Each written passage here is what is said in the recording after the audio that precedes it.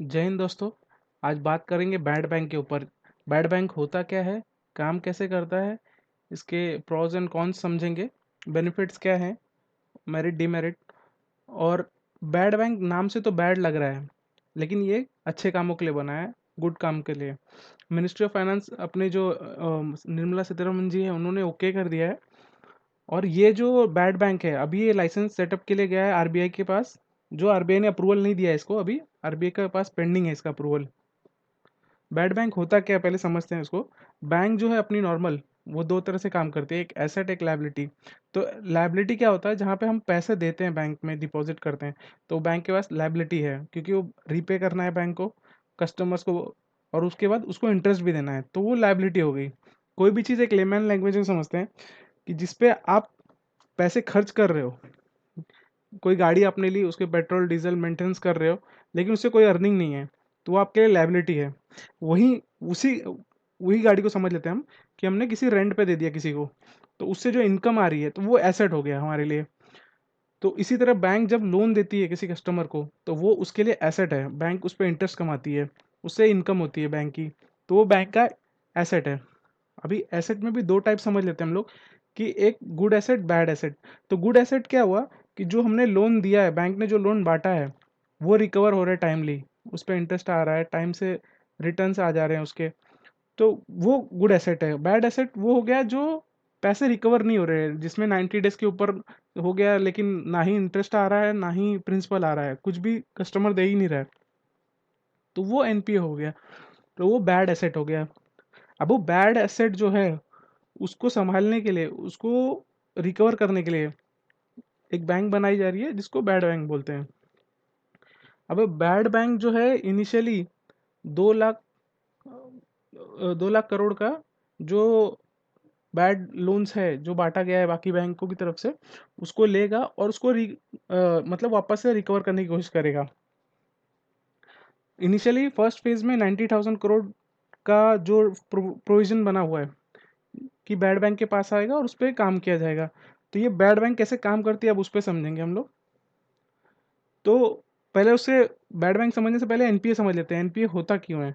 तो बैंक्स कभी कभी क्या करती है, उनकी क्रेडिट पॉलिसी बहुत लूज हो जाती है, या फिर कंपटीशन होता है बैंक में आपस में, कि इसने दे दिया तो अप्रूवल, तो हम भी दे देते हैं अप्रूवल।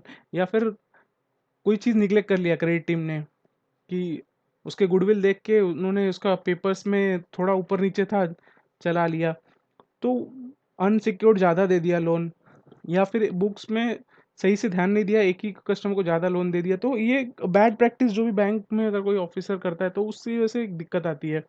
फिर एनवायरनमेंट, एग्जाम्पल के लिए पेंडेमिक देख लीजिए। तो पेंडेमिक में क्या हुआ, सारे बिजनेस बंद हो चुके थे, तो लोन रिपेमेंट करना कस्टमर का था नहीं, और बिजनेस उसके बाद मॉनिटम दिया गया, मॉनिटम के बाद भी अगर बिजनेस आप, अगर लॉकडाउन हटा भी है, तो बिजनेस पिकअप नहीं किया है, लोगों के पास पैसे नहीं है, जो पैसे थे वो सही से रोलिंग नहीं हो रही है, तो बिजनेस अभी भी लॉस में जा रहे हैं, तो एनपीए बढ़ रहा है इसकी वजह से। अगर 2016 के बाद से आप देखें, तो एनपीए बढ़ते ही जा रहा है, बढ़ते ही जा रहा है, और पेंडेमिक की वजह से वो बहुत ज़्यादा तेज़ी से बढ़ने लग गया है।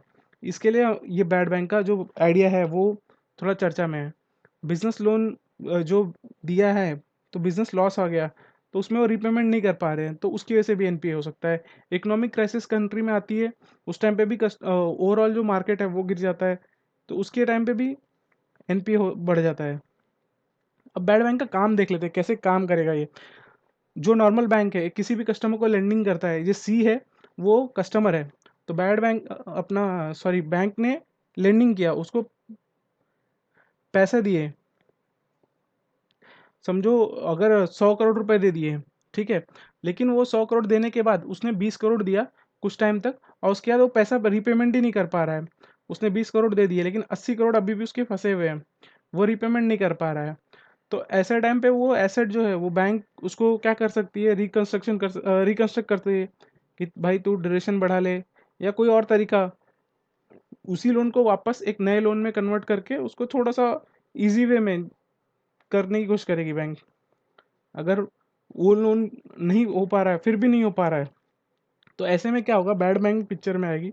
और बैड बैंक क्या काम करेगी, ये जो एनपीए था बैंक के पास, वो ट्रांसफर कर देगी बैड बैंक को, और इसके बदले बैड बैंक उनको तुरंत 15% जो भी रेट में डील होगी, सो ये जो 80 करोड़ बचा था वो पूरे 80 करोड़ में नहीं जाएगा, वो फिर वो लोग आपस में बैठ के डील करेंगे कि नहीं इतने में, नहीं इतने में, वो एक निगोशिएट करके बाय करेंगे उसको।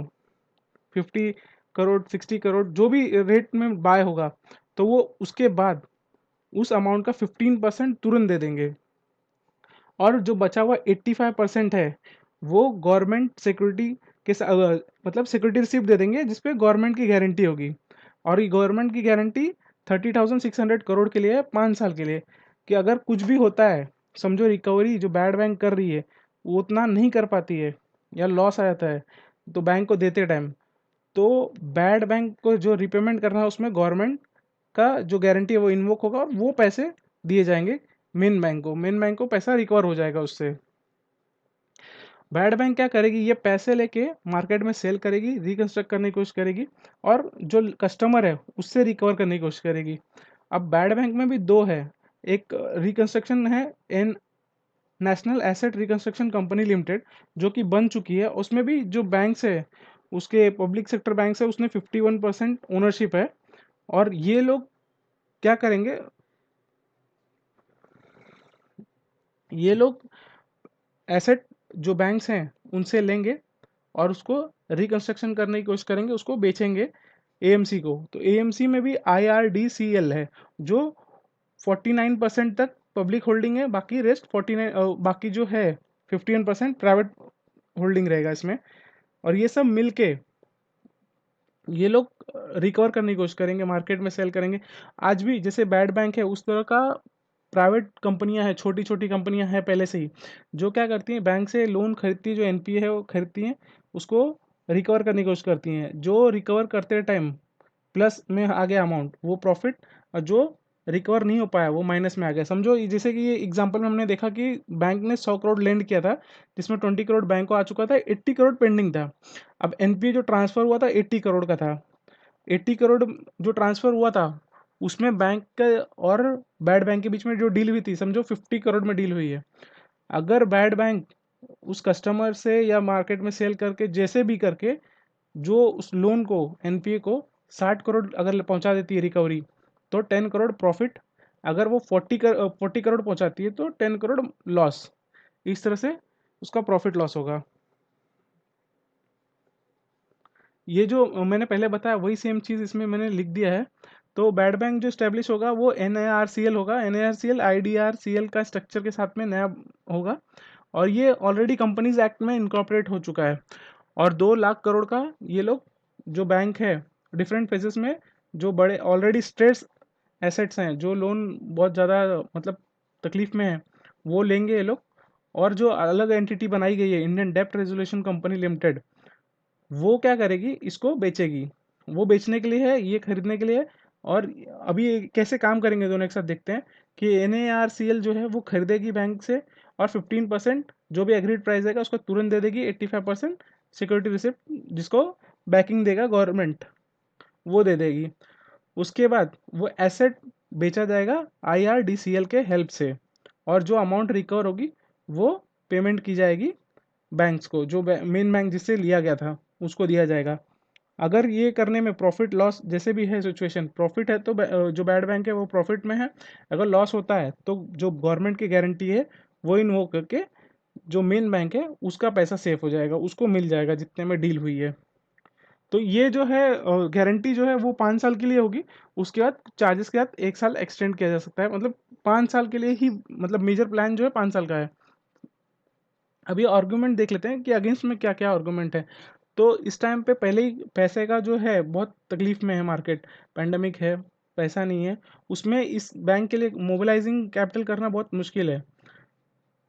फिर इससे क्या हो रहा है कि हमने क्या किया, एक एनपीए एक बैंक से उठा के दूसरे बैंक में डाल दिया, लेकिन जो इशू है, मेन इशू जो है उसको एड्रेस नहीं किया। यहाँ से क्या हुआ, एक जेब से उठा के दूसरे जेब में डाल दिया हमने वो एनपीए को, एक बैंक से उठाया हमने दूसरे बैंक में डाल दिया। लेकिन उसके लिए क्या होगा वो समझना पड़ेगा पहले। प्रोविजनिंग थ्रू जो रिकैपिटलाइजेशन है, जो हम पैसा लगा रहे हैं एनएआरसीएल खड़ा करने के लिए, बैड बैंक खड़ा करने के लिए, वो पैसा हम लोग डायरेक्ट क्यों नहीं बैंक में डाल देते। मार्केट रिलेटेड इशू, अभी क्या होता है कि इसमें जो बाइंग और सेलिंग होगा वो कोई फिक्स नहीं है। तो इसमें मार्केट में क्या चल रहा है वो बोल नहीं सकते। और कोई समझो एक बैंक ने ले लिया और उसी कस्टमर का दूसरे बैंक ने लोन दिया है, तो एक बैंक का कम रेट में दे दिया बैड बैंक को, तो वो दूसरा बैंक वाले को भी थोड़ा रेट कम झेलना पड़ेगा, क्योंकि एक सेम टाइप का एसेट बैड बैंक ने लिया है कम रेट पे।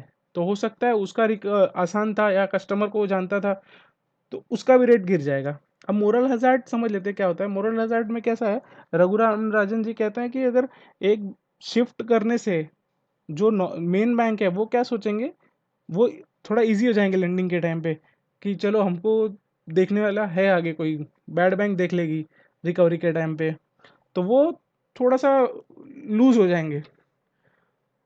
हमें उन पे कंट्रोल रखना ज़रूरी है। और कुछ कुछ एसेट्स ऐसे होते हैं जहाँ पे आज के डेट में अगर 500 करोड़ बोलोगे उसके ऊपर तो बहुत बड़ी बात हो गई। तो अगर कोई समझो कोई टेकर ही नहीं है उस लोन के लिए, तो वो तो एनपीए वापस से एनपीए हो जाएगा। अब आर्गुमेंट फॉर देखते हैं बैड बैंक के लिए। तो ये वेस्टर्न कंट्रीज में मेलबर्न बैंक एक मतलब वेस्टर्न कंट्रीज में ये बहुत सक्सेसफुल रह चुका है। मेलबर्न बैंक फर्स्ट 1988 में बना था, और ये एक सक्सेस स्टोरी है जिसने करके दिखाया था। बैड बैंक का जो है प्लान वो सक्सेस हुआ था यहाँ पे। ये फर्स्ट बैंक है, ये हिस्ट्री है इसका। तो ग्रोथ जो है बिजनेस का, जो बैंकिंग बिजनेस का ग्रोथ है, क्योंकि 15% आपके पास तुरंत पैसे आ जा रहे हैं, तो आपका बिजनेस ग्रो करने लग जाएगा। आपके पास पैसे आ गए, आपने वो पैसे लैंड करना शुरू कर दिया, और फिर आपका बिजनेस थोड़ा नॉर्मल होने लगा, और बाद में रिकवरी भी आ रही है। आपको गारंटी भी है बैंक की तरफ से कि मेरे को 80 नहीं आ रहा है, 50 तो आ रहा है, और 50 को वो मैं वापस से पैसे मार्केट में लगा के कमा लूंगा। और यहाँ पे क्या हो रहा है, सेंट्रलाइजेशन ऑफ बैड एसेट हो रहा है। जितने भी बैंक्स हैं, जो भी बैड एसेट है, हम सारे बैंक्स को उठा के एक ही फोकस्ड कंपनी है। जैसे कि बैड बैंक जो है वो एक फोकस है, सिर्फ और सिर्फ रिकवरी करना है, ना ही लेंडिंग करना है, ना ही और कोई काम है, सिर्फ और सिर्फ रिकवरी है। तो प्रोफेशनल्स हायर करेगी जो कि सिर्फ और सिर्फ रिकवरी पे ध्यान देगा, और ये सारे जो बैंक्स के हैं उठा के एक साथ ले लेगा, तो एक सेंट्रलाइज बन जाएगा, कि एक रिकवरी के लिए एक सेंट्रलाइजेशन हो जाएगा। और स्पीडी थोड़ा सा स्पीड आ जाएगा। इसमें क्या होगा कि जब सारे जो बैंक्स के उठा के एसेट्स, बैड एसेट्स एक साथ आ गए और उस पर काम कर रहे हैं, तो थोड़ा स्पीड बढ़ जाएगा, क्योंकि बैंक जो दूसरी बैंक है उसका और भी काम है, तो यहाँ पे सिर्फ और सिर्फ फोकस एक ही जगह पे, तो स्पीड बढ़ जाएगा। गुड बुक्स बात करें तो जो बुक्स है बैंक की, उसमें से जो बैड लोन्स अगर हट जाते हैं तो जो बुक है वो अच्छी हो जाएगी। जो बैंक का फाइनेंशियल हेल्थ जो पीएनएल पे दिखेगा वो अच्छा दिखेगा, और जो बैंक का फेलियर का रिस्क होता है इससे वो भी कम हो जाएगा। Thank you for watching. और मैं इसका जो पीडीएफ है, ये जो इसका पीडीएफ मैं ग्रुप में डाल दूंगा, टेलीग्राम ग्रुप पे, और सब्सक्राइब करना जरूर। Thank you.